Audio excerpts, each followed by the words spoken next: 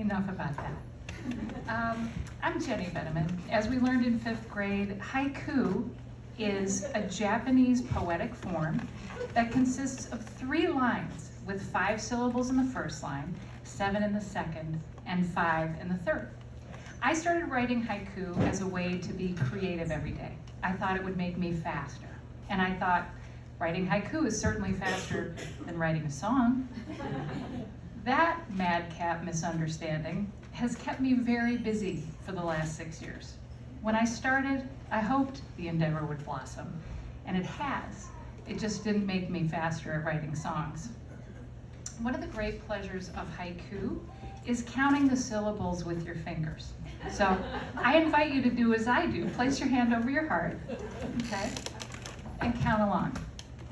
If you told me then things would be like they are now, I would be amazed.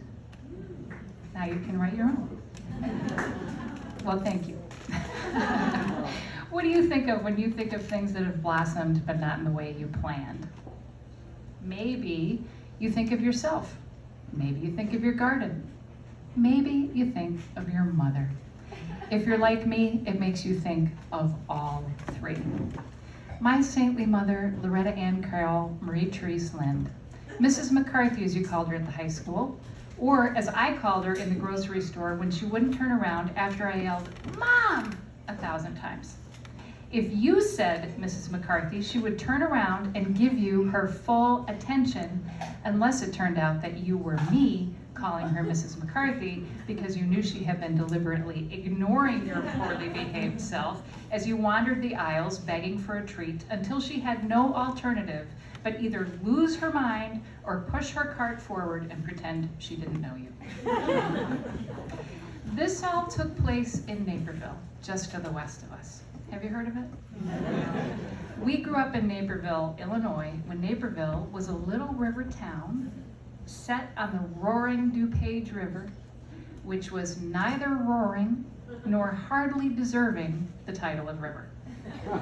What is known in Naperville as the Riverwalk was where you took your recycling.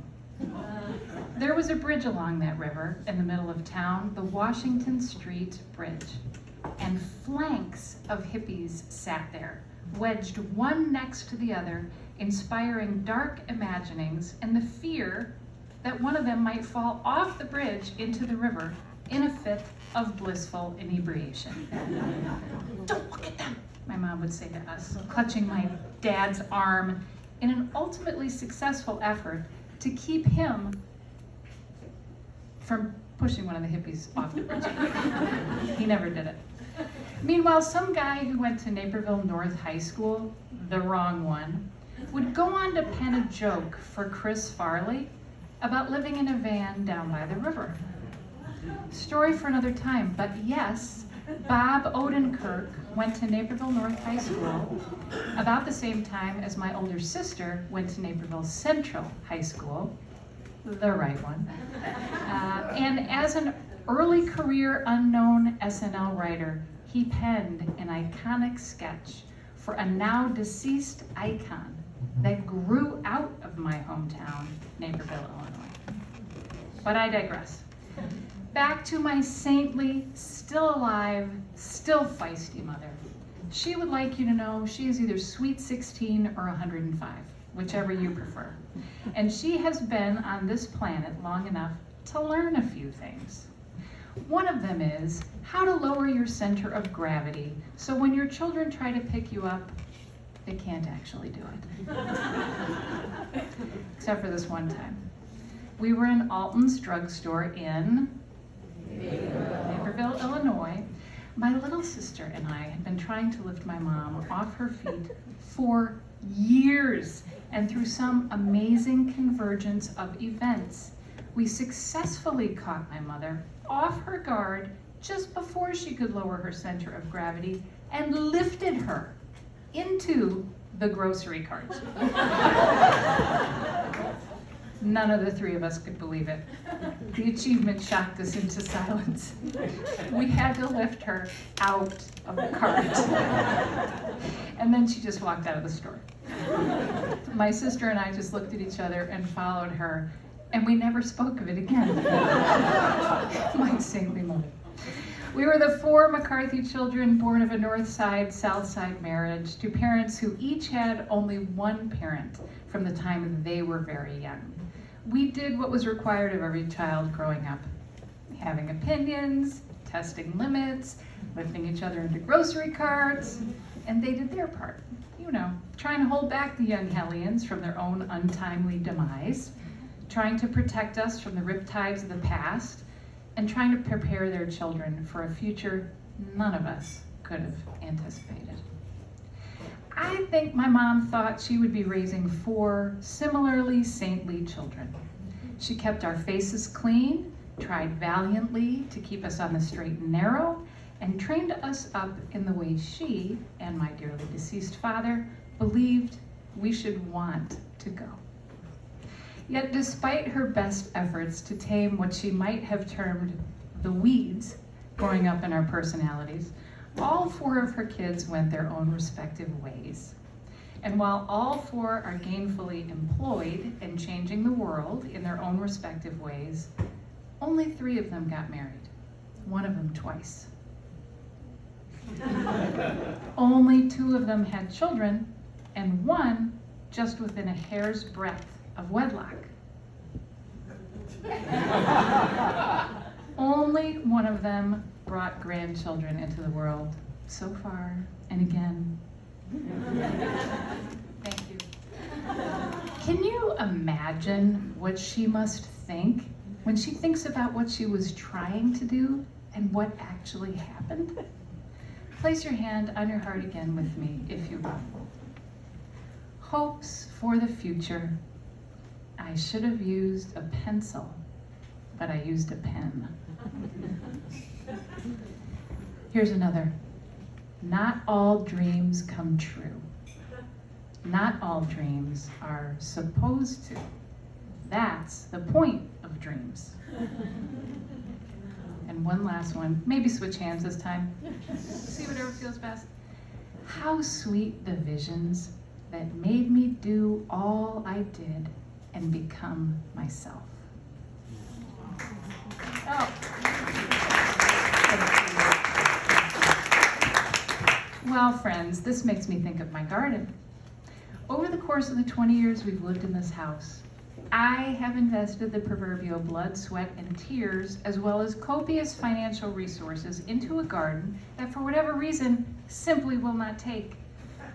Okay? I think you know what I'm talking about. I have even had a garden service keep the earth around my fledgling plants weed-free to support their growth. One day, through a misunderstanding, the gardeners came and removed all vegetation. I called them, and while the operator was sympathetic, the owner of the company was not.